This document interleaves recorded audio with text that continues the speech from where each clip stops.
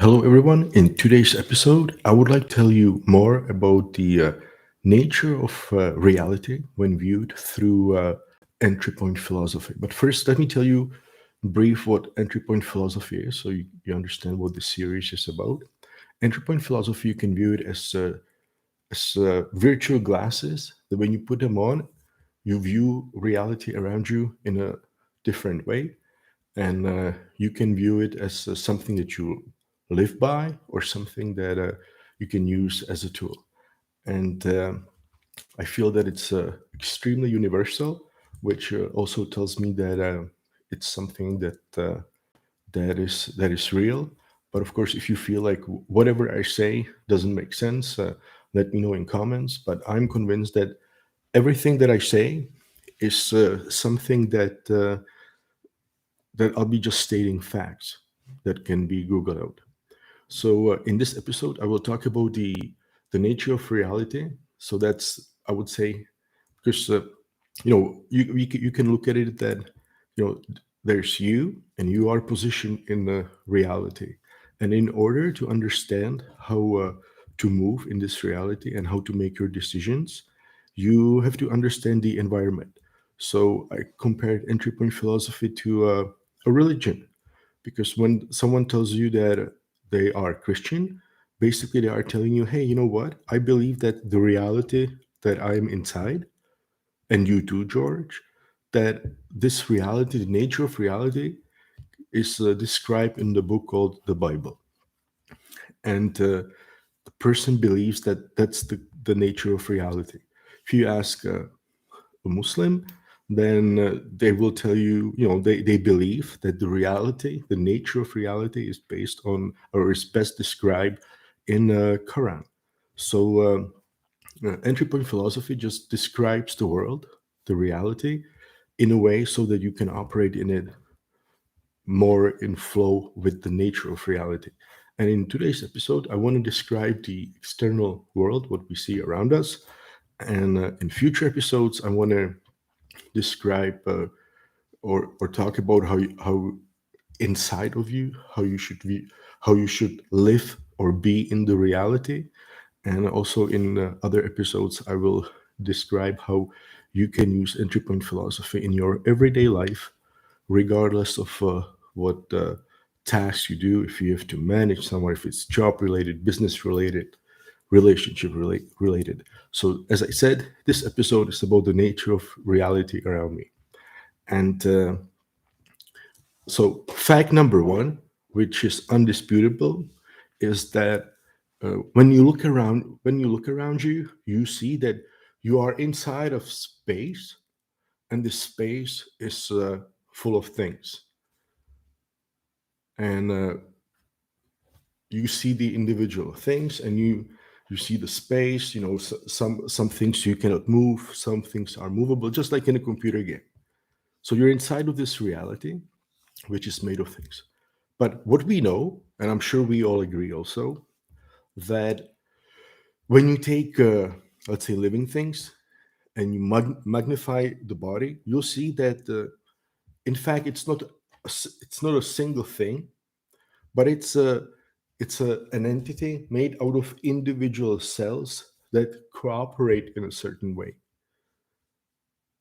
right? So we have the cells, but of course, when you look inside of the cell, you find out that the cell, even though it's made, I mean, when you look inside and it's made out of things, you find out that these things are actually made out of proteins. When you look inside of a protein, you find out they're made out of molecules. And then when you look even inside, everything is made out of atoms. And it doesn't matter if it's a living thing or non-living thing. Everything around us is made out of atoms. And I'm sure that everyone today on this planet agrees that everything is made out of atoms. Now, when I say that everything is out of atoms, it doesn't really matter what you imagine under when I say the word atom. If you imagine little balls, or if you that attract each other and have different properties, or if you imagine different sources of energy. That doesn't really matter, but I'm sure that we all agree that on the basic level, everything is made out of atoms. Now, when you look inside of atoms, regardless what element it is, every single atom is made out of the same stuff, and that's protons, neutrons, and electrons. So, regardless, different atoms that you see, they are all made out of the same stuff. And then when you look inside of a proton and neutron, you find out that they're made out of quantum elements or subatomic particles. And these, on the really, really unimaginable tiniest level, it's all just energy.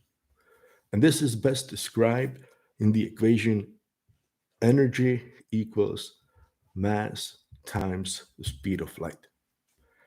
That's, of course, E equals mc squared. So everything is made out of energy.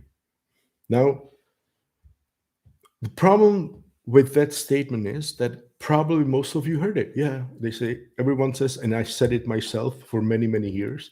Yeah, everything is made out of energy. So what? Well, it has several implications. The first one is that the fact that that I feel that there is a microphone, that there's a camera, and then there's me, that this is just an illusion.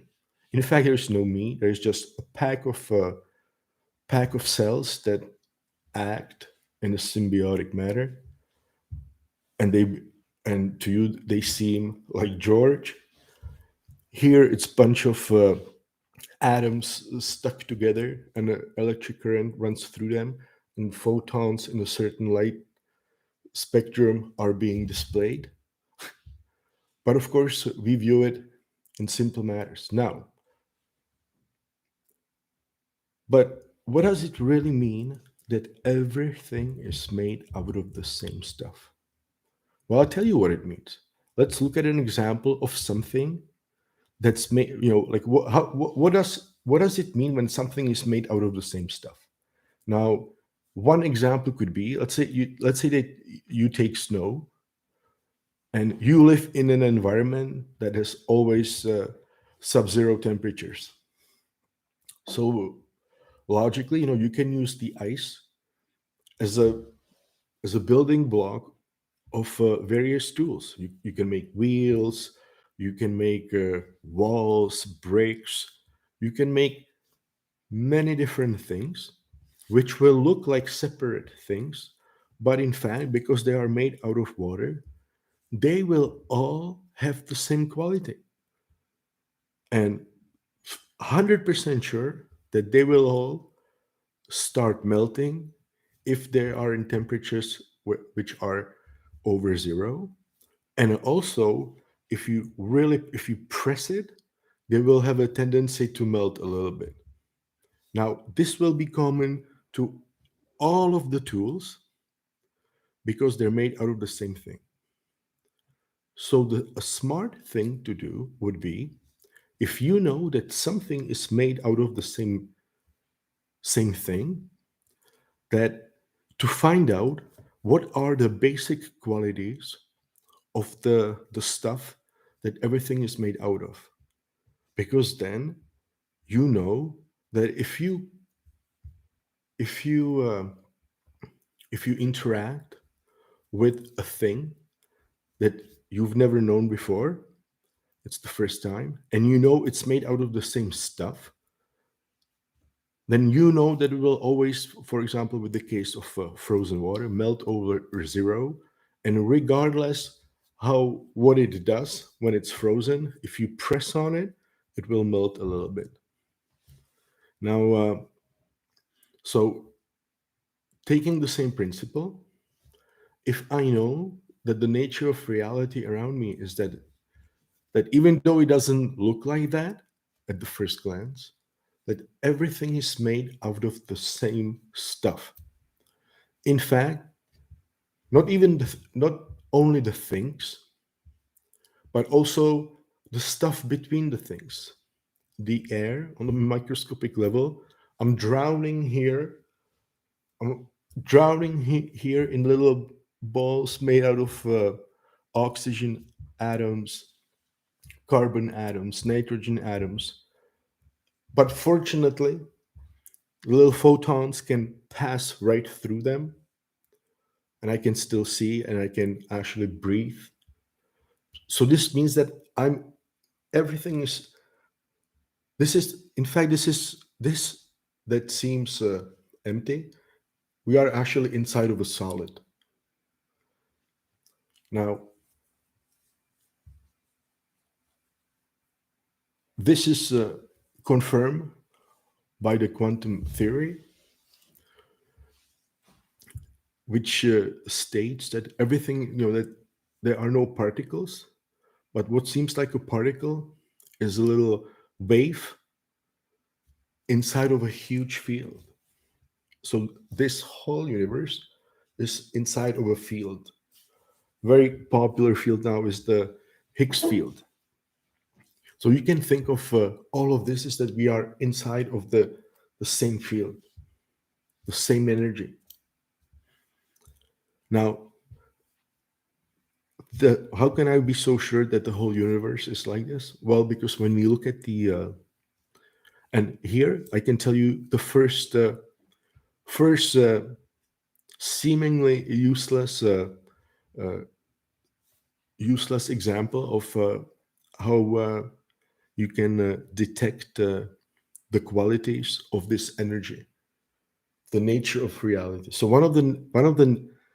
one nature of reality is that when you look at the galaxies that are billions of light years away from us, the way they are structured is exactly the same way the shell on a snail is structured, and it's actually the ratio that appears everywhere in nature.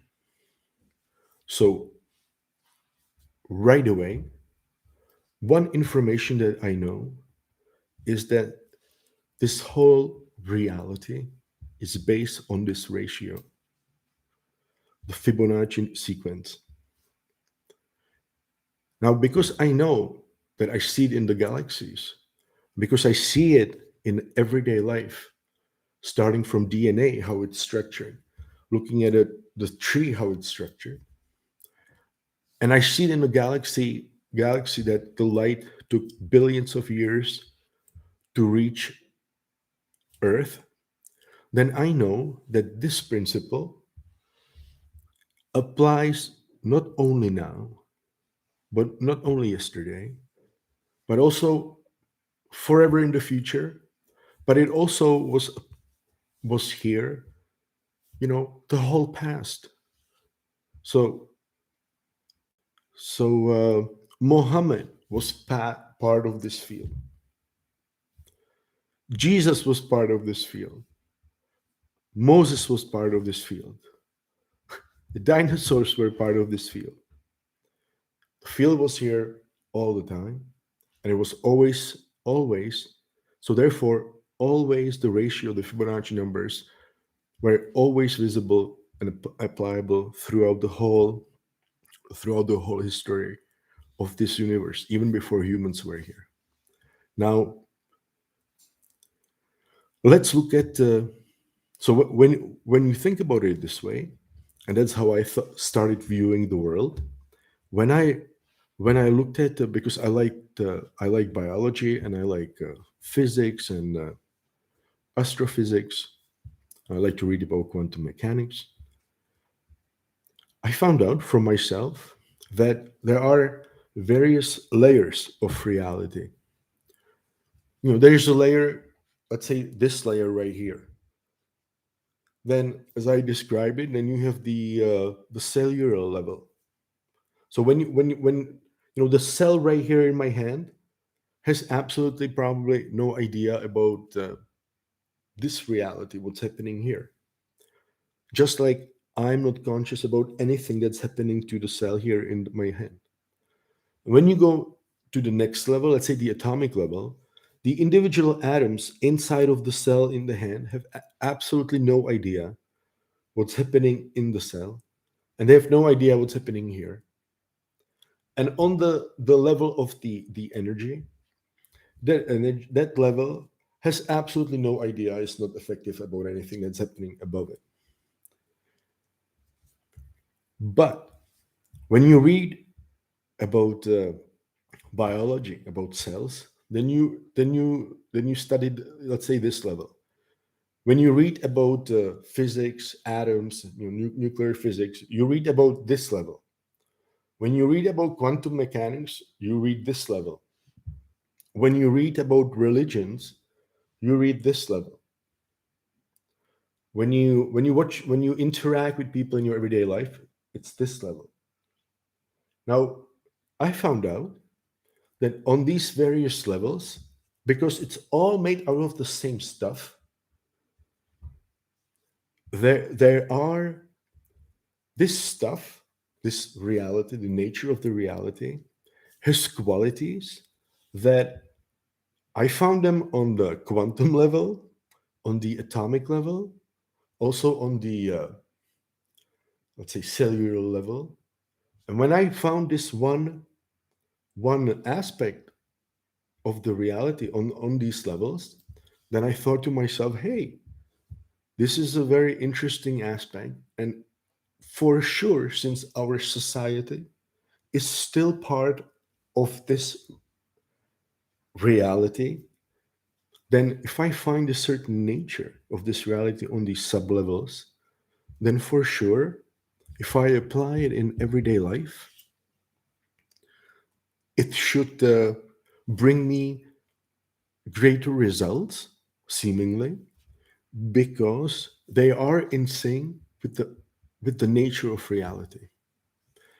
And I'll tell you one of the because there are so many, but let's say one nature that I found, and in the next part I will describe what it actually implies and how it can be applied, for example, in everyday life.